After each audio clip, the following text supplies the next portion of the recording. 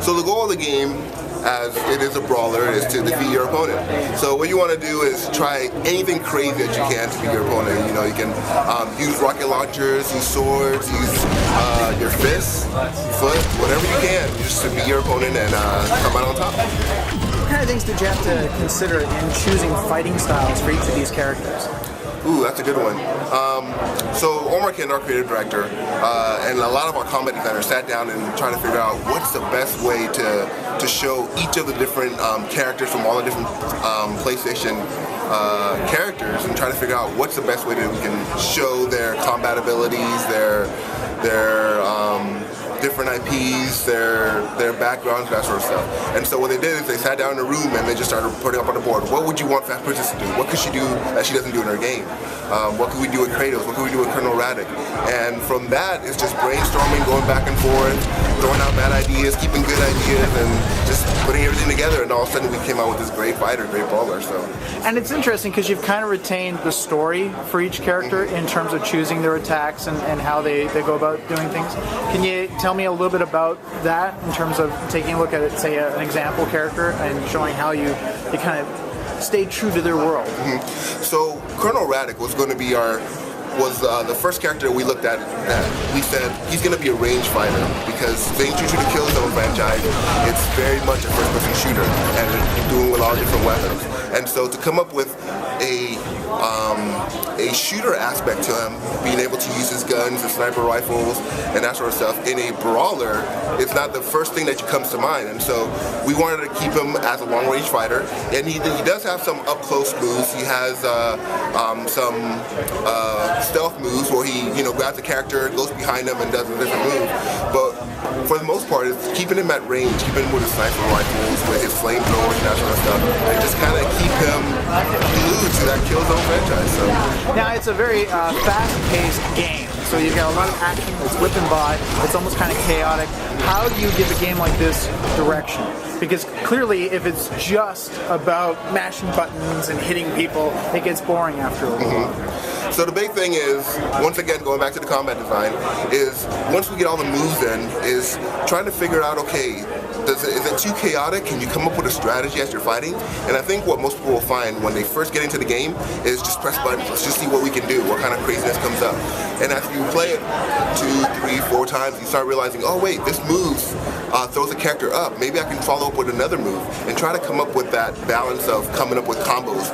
And most fighters have it built-in combos. Ours doesn't. You can create your own combos on the fly based on what moves you're doing.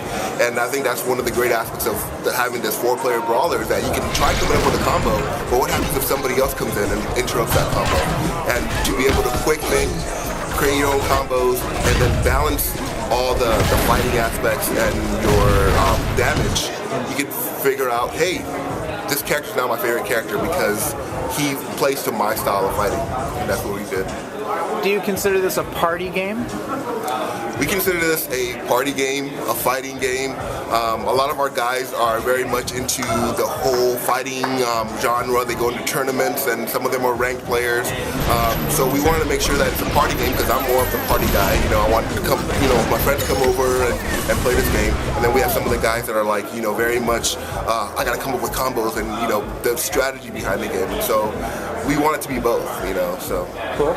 And I notice, you've got sort of the fighting that's going on. So some characters seem to have martial arts, others are just, using weapons. But in addition to that, as you start to unlock certain moves, am I right in thinking that you've also introduced kind of vehicles in the sense that you've got somebody riding a chicken, somebody on a rocket pack? What was the thinking behind going beyond fighting with that? So the main thing is that, once again, going back to each of the franchises, whenever you see Parappa, you always think of, oh yeah, he was a dance party game and having a lot of fun, but a lot of things that he was rapping about was about riding a skateboard, hanging out with his friends, using the mic. And so you see a lot of his moves, like he has a grapple hook where he grabs the mic, twirls it around and grabs a character. Or he gets on a skateboard and just flies through people, And we wanted to make sure that the moves kind of feel from their franchises. So some of them have vehicles, like Fast Princess with her chicken.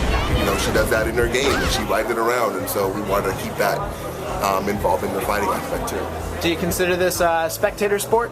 Is this a game that you're not only going to have people playing, but maybe people watching people play? Yes, we want to make sure that people have fun, and that's why the backgrounds are so important for us, the levels. We want to make sure the levels have a little story to them while you're watching it. So one of the things, like if you look at the Hades level, where Hades is attacking the player, and all of a sudden a Patapon invasion comes in and he starts attacking not only the player, but everyone starts attacking Hades as well. And Hades has to turn around and get involved. And so while the people that are fighting the match may be focused on what's going on in their play space, right, people that are watching it can watch the interactive story of, oh wait a second, did the Patapon just take down the Hades? What just happened?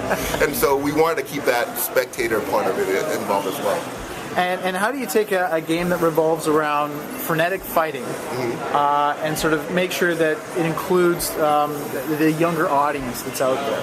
How do you appeal to them as well as the older fans who know these franchises over the course of years?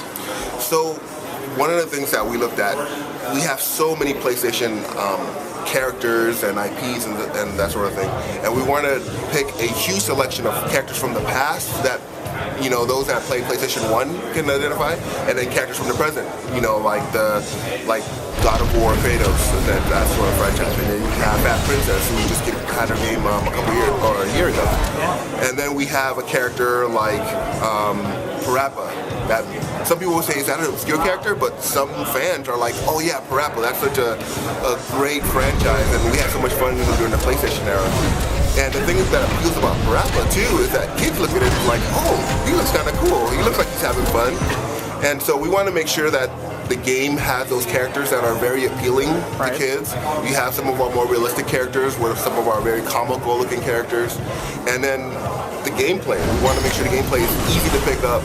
It may be hard to master, but it's easy to pick up. So the minute you grab that controller, you know exactly what to do.